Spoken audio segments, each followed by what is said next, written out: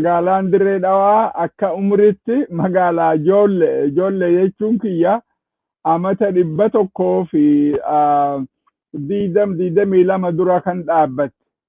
Wanni isiin irra dhaabbattes guddoon duraan namnichi hin jiru jechuu kan hin ta'in namni ni jiraata akka magaalaa biyya keessatti beekamte madda ikonomii madda guddinaa kan nama adda addaa waliif fidu akka taatu ka godhe egaa baaburri magaalaa Jabuutirraa dura Dirree Dhawaa dhufee achirraa hanqa Finfinnee gahutti qooda cimaa ikonomii biyyaa keessattis haala ummata keenya keessattis qabaachuu turte waan magaalaa tanaa daranuu baruun hedduu barbaachisa.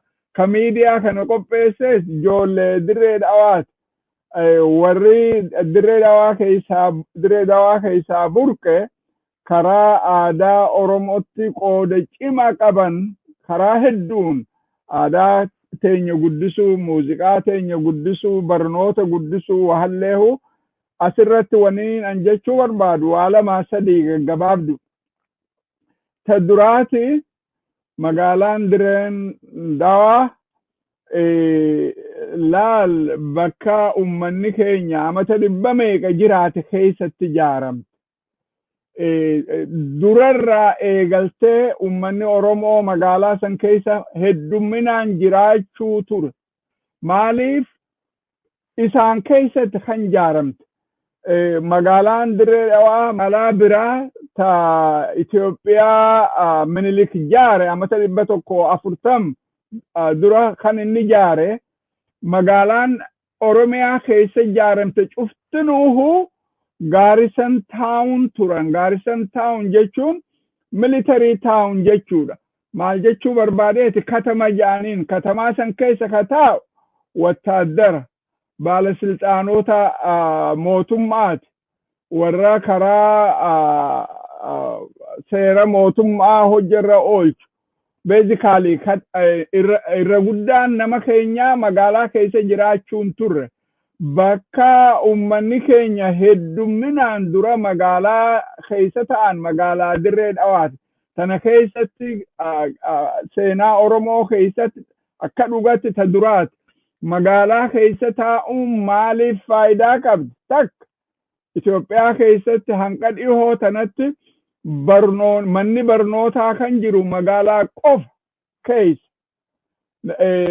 Warri baadiyyaa keessa jiru magaalaa keessatti ijoollee isaanii barsiifachuu hin danda'an. Dhihoo tana baadiyyaa keessatti manni barnootaa ijaaramuu kan danda'e. Barnoonni seenaa ummata namaa keessatti ka addunyaa jijjiire, ka sammuu jijjiire, ka beekumsi ka babal'atu ka godhe, saayinsiin akka guddattu, karaa fayyaatiinis wahalleehu maal jechuu barbaadeeti beekumsi ka addunyaa jijjiire, ka ilma namaa jijjiire, ilmi namaa ar'aantena lafaa ka'ee ji'arra akka qubatu san bira dabree bakka biraa bakka ilmi namaa takka yaadinillee dhaquu ka dandeessise waan barnoota keessaa burqaati, waan barnoota keessaa as bahaati. Tanaaf ummanni keenya heddumminaan magaalaa keessa waan hin turinii jecha barnoota arkachuu hin dandeenye. San qofaa miti bakkiti manni haakimaa hospitaala jechuu kiyya, kilinika jechuu kiyya, bakkiti inti jiraatu Itoophiyaa keessatti irra guddaan hanqa dhihoo tanatti magaaluma qofa keessa. Magaalaan bakka irraa bitanii walitti gurguran jechuu. Sanii jecha bakka ammaas jijjiiramni namni adda addaa dhufee wajji jiraatu. Gartee aadaa guddisuun aadaa guddisuun karaa cufaanuu qooda cimaatu magaalaa keessaa as baha jechuu barbaadeeti. Tana keessatti magaalaan Dirree Dhawaa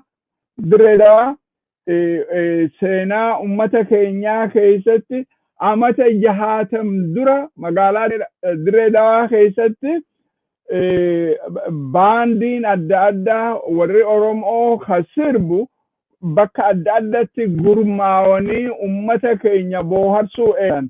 manguddoo Oromooti taadire magaalaa san keessa jiraatan isaaniitu ummanni biraa, ummanni Hararii, ummanni Sumaalee, ummanni Amaaraa aadaa isaanii qopheessaniiti guyyaa ayyaanaa, guyyaa aruuzaa wal booharsanii, wal gammachiisanii maaliif ummanni keenya akkana godhuun dandeenye jedhanii maallaqa waliin buusanii dardaroonni Oromoo keessaa warri kennaa jajjaqabu sirbanii ummata keenya booharsuu qofa kan hin ta'in dammaysuu akka dandahan manguddoota ka godhe.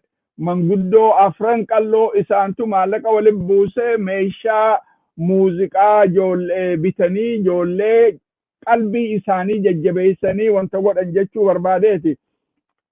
Guruppii san cufa keessa guruppii afran qallooti ta'as baatee beekamtee biyya keessa beekamte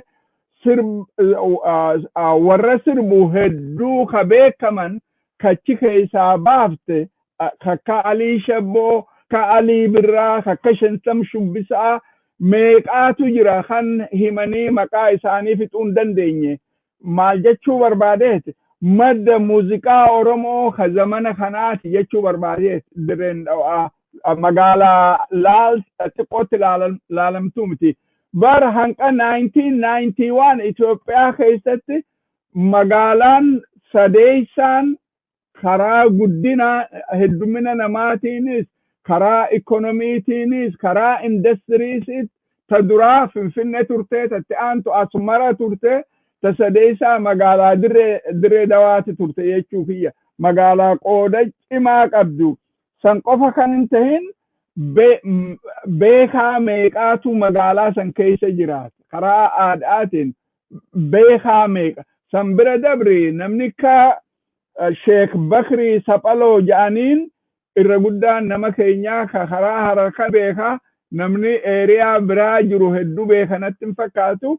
Kun nama amata 50 as ol ummata keenya ijoollee barsiise waan amantii Islaamaa, waan mathematics, waan algebraa, waan geography, waa meeqa nama barreesse beekaa oliit. San qofa kan hin tahin warra walaloo ajaa'ibaa katabuu danda'u ka barsiise tamaarii isaa turanii bara kakka Abubakar Muusaa nama walaloo wasana hin qabne Alii Birraatiif nama biraatiifis walaloo ajaa'ibaa qopheessuu ka ture nama kennaa ajaa'ibaa qabu magaalaa akkasiit.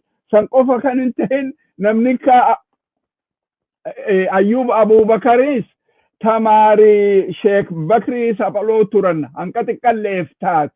Laal Ayyub Abubakar nama biyyarraa baqatee ajjeesuu Haile Sillaaseen ajjeesisuu ka'ee jalaa bahee Muqdishoo dhaqee taraa duraati afaan